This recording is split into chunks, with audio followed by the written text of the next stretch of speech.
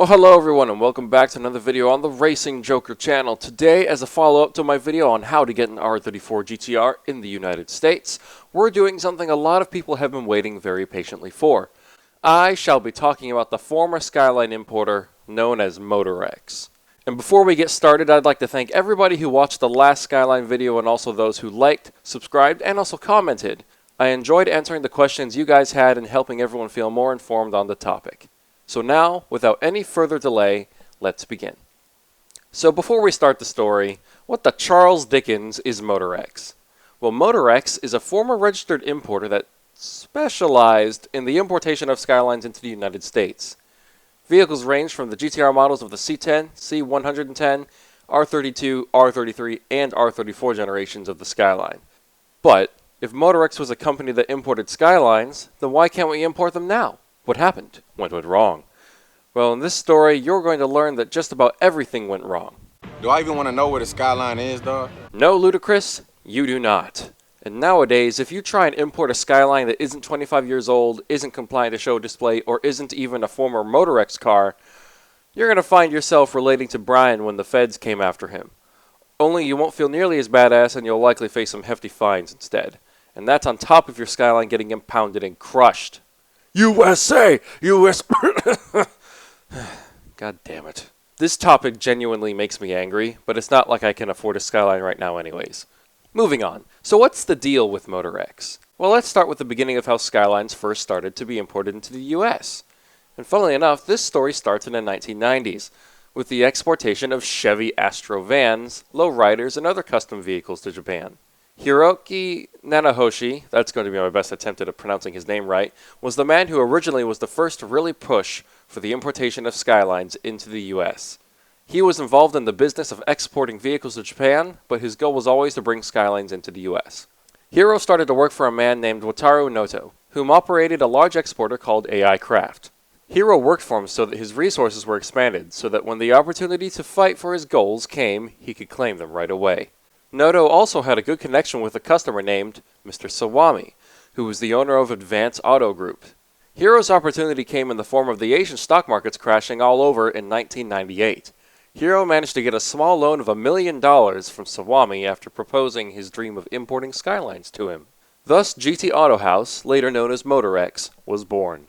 Fast forward a little bit, and Motorex has now become a registered importer and has begun the tedious process of working with the DOT to legalize cars for U.S. road use. It started with crash tests with impacts from the front, back, and sides. An interesting thing to note, and I quote, "In the front crash test reported to the DOT filed on November 17, 1998, the R33 Nissan Skyline GTS used in the test is referred to as a 1999 AI Craft GTR two-door. So apparently a lot of the rumors of using incorrect crash test data may be true. Motorex outsourced the crash test data for the assembly of the conformity packages, which were sent to the DOT for approval to JK Technologies in Baltimore, Maryland. The car passed all crash tests save for the side impact test. Adjustments were made to lower the Skyline's door bar along with other confidential modifications. In 1999, the same car was retested and passed. Motorex then received EPA approval by installing 3 additional catalytic converters. By the time the first car was released, word had gotten out. Skylines were coming to America, and that was a big deal to everyone who knew what that meant. As word spread, the party atmosphere grew, and Motorex's owner apparently knew how to party pretty hard. Hiro would apparently spend most of his money at hostess bars, Japanese-style clubs employing only women, who are paired with customers to act like their wives or maids. He would apparently go 2 or 3 times a week. According to Sean Morris, a partner of Motorex who dealt with compliance modifications, their business model showed early signs of not being able to hold up. They only moved 2 or 3 cars a month, and most of them were lower-priced R32 and R33 models, which were under $50,000. Additionally, a customer could buy a Skyline in Japan themselves and have Motorex, a registered importer, just import and register it, which of course is necessary when importing any vehicle into the US. But for only $16,000, no money was being made. And to make things worse, the process was slow. Once it arrived at Motorex, it had to be modified to comply with US standards. Then it would go to an emissions lab for EPA testing.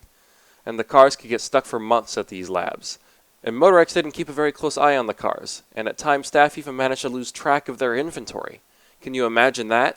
calling them up and asking where your $15,000 R34 is and them not being able to give you a straight answer. Yikes. So anyways, Hiro eventually moved on to hard drugs. Cocaine, meth. He didn't show up to work, he didn't answer his phone, and the company owed money to the emissions labs and other companies. Motorex had shipped a few Skylines, but it wasn't enough supply for the demand. Hiro was hounded by customers, who seemingly had no idea what was going on within his own business. Eventually, the investigative unit of the DOT got involved with several lawyers hired by disgruntled customers. So here's where it gets really bad. Hiro starts releasing cars before getting DOT permission and without modifying them to comply with DOT regulations either.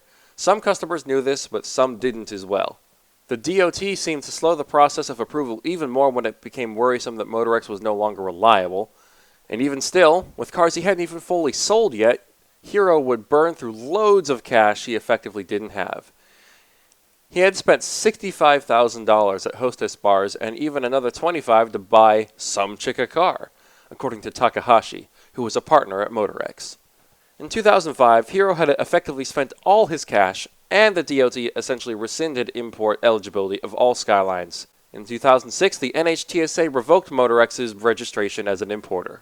Also, in October of the same year, 5 Nissan Skylines were stolen from the warehouses. And if you think that's bad, just keep listening.